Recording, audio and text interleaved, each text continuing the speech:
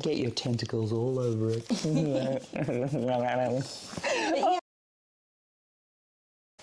Morning.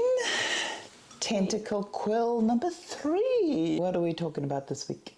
Well, we are talking about Raymond E. Feist's Magician. Oh, my favorite fantasy book. It is definitely one of my favorites as well. No, it is literally my top favorite. But we also wanted to talk about something in specific to it, which is time jumps. So, epic heroic fantasy. Well, Magician first. So this is the first book of the series. of a lot of books, but it stands entirely on its own. Briefest summary of the story plot? Let's focus on what we're going to discuss about it. So it follows the lives of 2 young boys who become apprentices when a magical war with another race starts. Yeah, so they're both like bottom of the rung kind of poor kid society thing, castle boys. Yes. And during one night in a magical storm, a boat washes up from an alien planet, and that triggers a war. Stuff happens, but at the sort of same time, and I love it because. I think it's the first 3 chapters, somewhere in there. There's a scene where the 2 boys are fighting in a cart. Yes. And Pug declares, "I'm going to be the world's greatest magician." Yes. And Thomas is like, "And I will marry the elf queen." And it's like, it's such clear foreshadowing for everything, but it's just such a lovely moment. It's very cute. And it's such a nice slow burn. It's very slow burn. But yes, so what we wanted to discuss about it today is the fact that as the 2 boys grow up, they become apprentices. Well, quite early on, when they're traveling in the war. Yes, and they begin traveling within the war. And so the first time skip happens. Yes. Where basically, there's a few mini time skips. Basically, Feist is really good at threading time. And it's hard to do, right? Because I think a lot of people write the boring bit out loud, or they deal with time skips in a way that's not as constructed to the narrative. Yes. And smaller time skips, like a few days pass or whatever, people are generally fine with. But then we hop, I think it's about a year future into the war, and the war is settled in, right? Because wars take time. They definitely do, especially in this kind of setting. No, but even in the modern setting, it takes time for logistics and things to get into place. And yes, action can happen very fast. I mean, we all just saw how fast everything happened in Europe recently. Yeah. But now that's still going on, and it's still very intense and stuff, but stuff drags on. And obviously it doesn't drag for the people involved. There are lots happening to those people. Yeah. But the reader doesn't necessarily want to go through that. That's true. But yes, so what happens is that during their travels, Pug is taken captive by the other side. Well, that's after the big time. Well, so that's after the first time skip. Small time skip. Then they go to do this one big military op. Yeah. And it doesn't go well. No, it does not. But they deliver all of the trauma of the characters getting separated and people believing him to be dead. But then there's this massive time skip of, what was it? It was 10, 12 years? No, it's not 15? That long. It's not that long.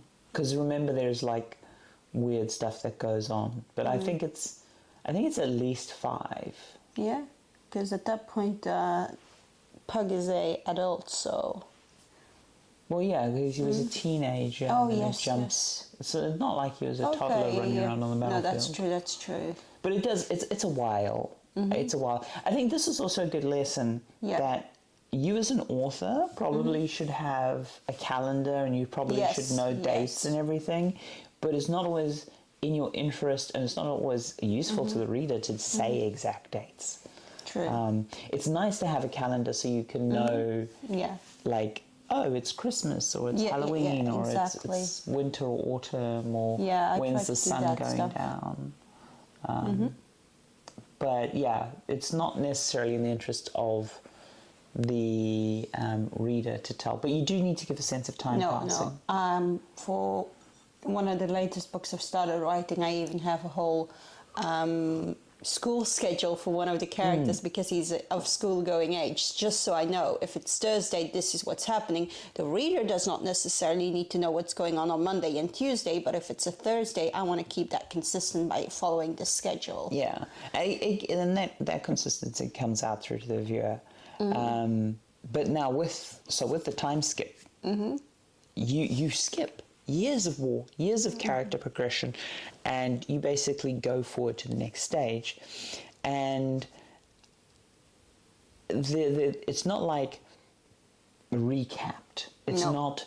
So I think this is the other problem with time skips. Is quite often people, when they write time skips, they write them in such a way that they're like, here's what happened while you were gone. Here's what you missed, or whatever. Or like a TV show where it's like, last time on Magician. But I think it's actually really useful to sort of plunge the viewer forward a bit. Not too much, in the sense of you don't want them to be totally disoriented, but you want them to find the ground and to feel the bits. Yes. And it also means you can fill out that... it's kind of like in radio plays or in like a lot of narratives where the richest tapestry is off stage. Yes. You can always just fill that in. Refer to it, don't show it, basically. Yeah, and time skips give you that. They give you that empty space to fill in. Because let's be honest, we don't all plan every minutiae of No. our It stories. doesn't always need to be planned either. We just need to know the big story beats and what's happened to our characters. So Yeah, and I think Feist is a master of it. So there is kind of a split in the narrative before and after, and it's also well defined by the fact that the character kind of changes name. He goes from being named Pug to being named Milamber, which is a beautiful name, by the way. And that kind of helps delineate, because often, sometimes in our lives, we have a before and after point, and that point might shift, but it's really interesting to keep that in mind, that there's a good demarcation between the past and the future and the present of this. Well, we tend not to think in calendar years. I mean, obviously, when you're a kid, the school year is a big decider, right? Because I am in primary school, I'm in high school, is like a big thing. Yep. But I think as adults, the years can blend together. Indeed. Unless you have like major milestones of, oh, we bought a flat, this was the year we got cats, this is like, you know, things. Or, and that's one of the things I love about when you work as a creative person, the creative projects mark the seasonality of life. Yes, indeed. And so it's important to know what the sort of demarcations are for your characters. Because they're not going to think, oh, it's been 572 days. They'll be like, oh yeah, it was 2 summers ago that I last saw this person. Indeed. Yeah. So the story has that kind of split in the middle of it, and we start seeing the first glimpses of the other side of the war, which are going to be worked out in later books beautifully.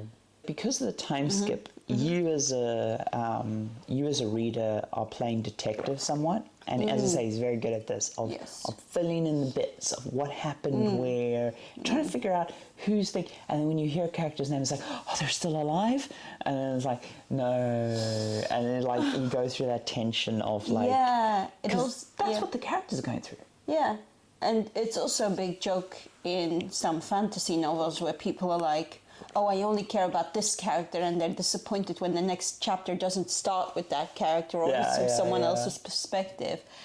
But Feist makes all characters really lovable, and because we have 2 protagonists, well, not everyone, of course. I mean, no, Magician, everyone's very lovable, but Feist goes on to write.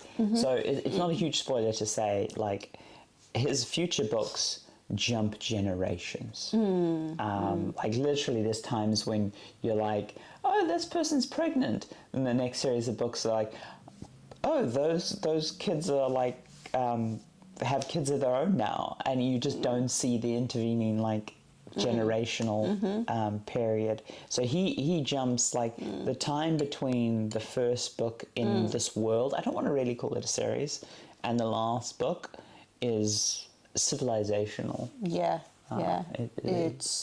It's really impressive. It's really impressive. And I think it also just grounds everything more because when your wizard is going to school every year and something weird happens every single year, that's not really realistic, right? No, because that's not.